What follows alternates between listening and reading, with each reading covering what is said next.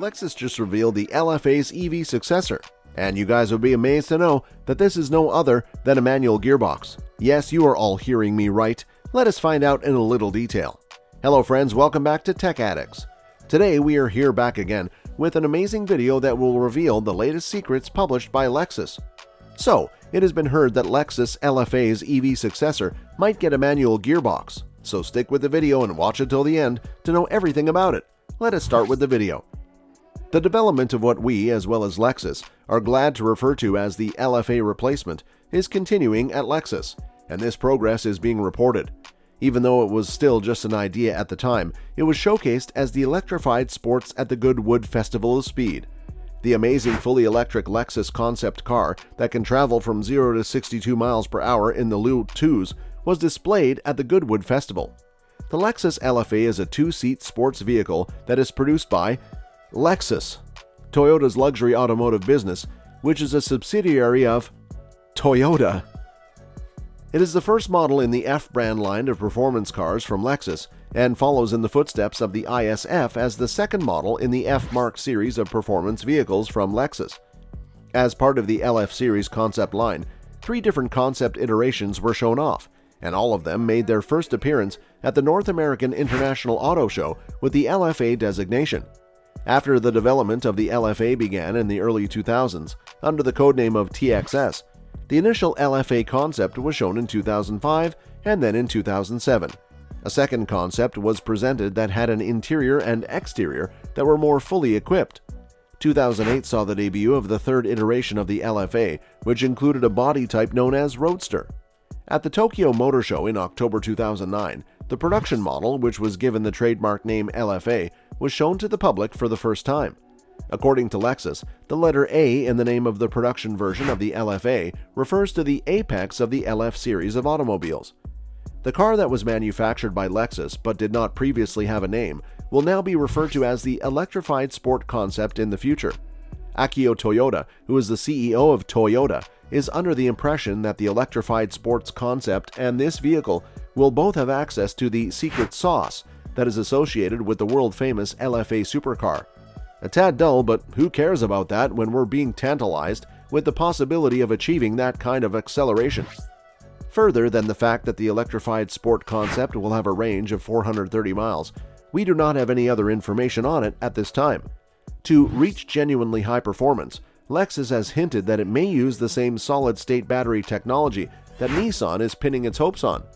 Nissan is pinning its hopes on the fact that the range of its next Leaf electric car will be greater than ever before. Which kind of high performance has the most potential to bring about positive outcomes? And let's not forget that an electric engine is now in control at Goodwood, the Volkswagen ID. R smashed the hill climb record at the festival speed of 2019, shattering the previous bar that had been set by a McLaren F1 vehicle that had been in place for 20 years. The previous bar had been set by a vehicle that had been in place for 20 years. To be more specific, the prior bar had been there for a total of 20 years. On the other hand, there is no question that the manufacture of vehicles in vast quantities will begin in the not-too-distant future. The chief executive officer of Lexus, Koji Sato, was more than eager to answer any and all inquiries relevant to the vehicles produced by his firm, except for the one that should truly be obvious, which is when. He sidesteps the question. Oh well. Because of this, overcoming the challenge will be rather challenging.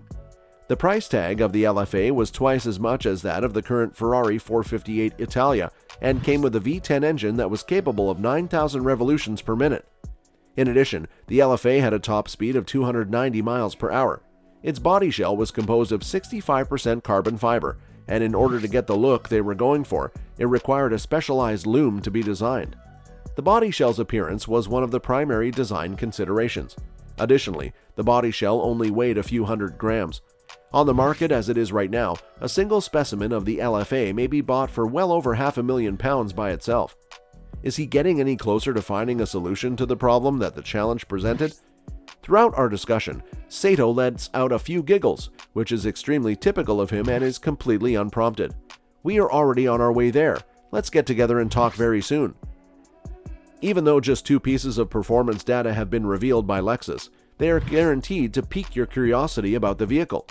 The acceleration from 0 to 62 miles per hour will be in the low 2-second range, and the electric range will be 700 kilometers, which is comparable to 435 miles.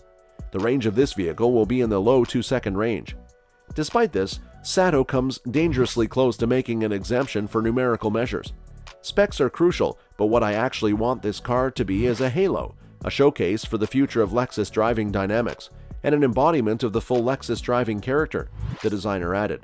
I want this vehicle to be a halo. He claims that it will be far more advanced than the LFA in a variety of areas. Car responsiveness is one of the perks of the electric motor. The sudden torque is a particularly unique feature with a battery electric vehicle. The driver may expect a quicker response to their input.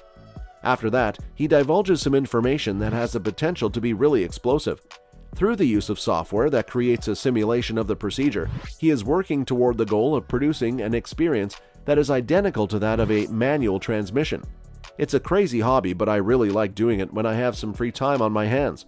Even if the car is electric, I still want there to be some kind of other link between the driver and the vehicle. I want to increase the number of people who participate to a greater extent. It is not just about how quickly and effectively things can be completed. I have a deep-seated interest in autos, and I'm now on the lookout for something one of a kind. The specification must include not one, but two key handling technologies as part of the requirements. One of the options on Sato's menu for all-electric Lexuses is a steering-by-wire system, and the technique of torque vectoring is one of our key objectives in order to actualize vehicle dynamics, the author writes.